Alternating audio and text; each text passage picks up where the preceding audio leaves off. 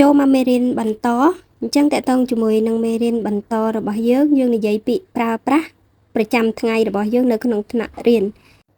សូមស្ដាប់ទាំងអស់គ្នាថាពាក្យនឹងមានអីគេខ្លះហើយយើងនឹងបកប្រែដើម្បីឲ្យឆាប់ចាំហើយឆាប់អនុវត្តបានហើយមួយទៀតគឺយើងនឹងធ្វើការព្យាយាមអាសានិយាយពាក្យទាំងអស់ហ្នឹងព្រោះវាកើតឡើងដដែលទេអញ្ចឹងយើងព្យាយាមវឹកហាត់ព្យាយាមនិយាយទៅយើងនឹងឆាប់ចេះហើយពាក្យប្រើក្នុងថ្នាក់ជាទូទៅគឺមានពាក្យនឹងឯងដែលអាសាប្រើជាងគេអញ្ចឹងសូមស្ដាប់ទាំងអស់គ្នា课堂用语 Classroom expressions. 上课，下课，现在休息，看黑板，跟我读。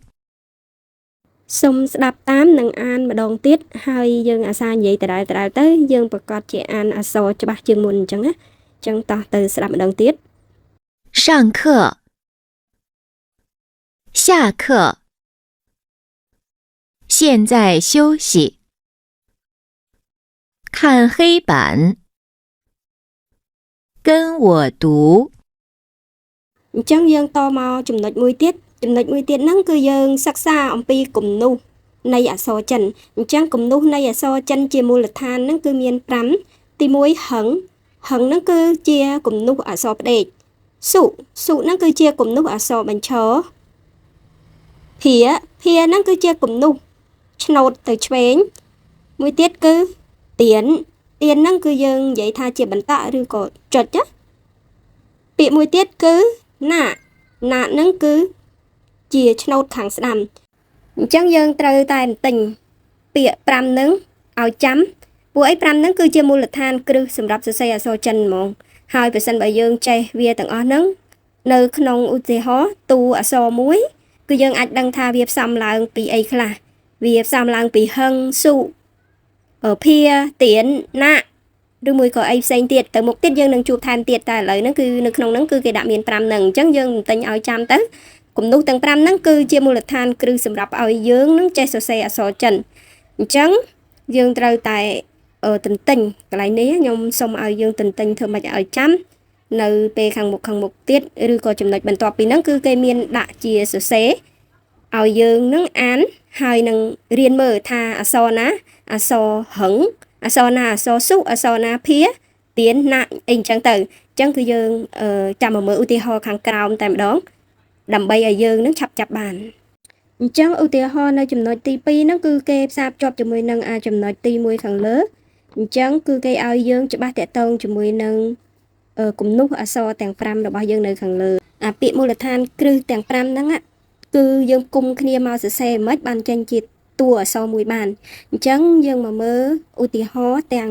6នេះហើយនឹងយើងមើលវីដេអូហើយថាតាមដើម្បីឲ្យរត់មាត់នៅពាក្យទាំង5របស់យើងផងដែរអញ្ចឹងតោះទៅមើលវីដេអូទាំងអស់គ្នា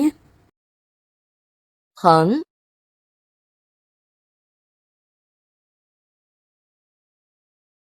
横，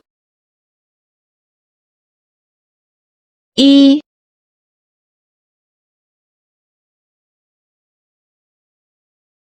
横，横，横，横，二，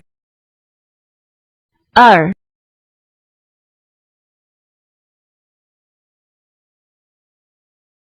横，横，横，横，横，横，三，三，横，竖，横，竖，十，十，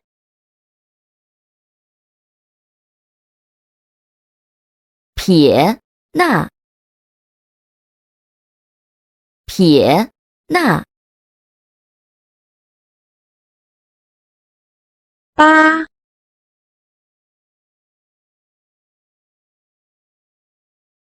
八，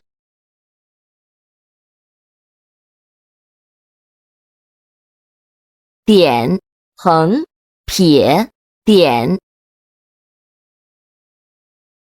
点横撇点